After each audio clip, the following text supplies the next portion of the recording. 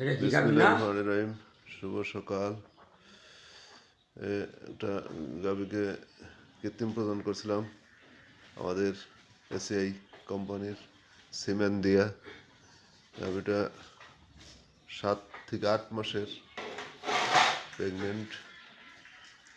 এখন এটাকে বীজ দেব।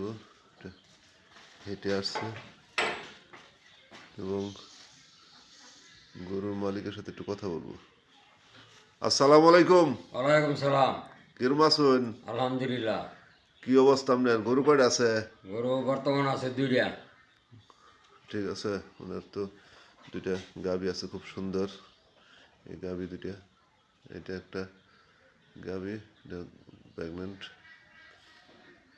এটা আর একটা গাভী, এটাকে হেঁটে আসছে বীজ দেব। ধন্যবাদ সবাইকে। শুভ সকাল। আসসালামু আলাইকুম।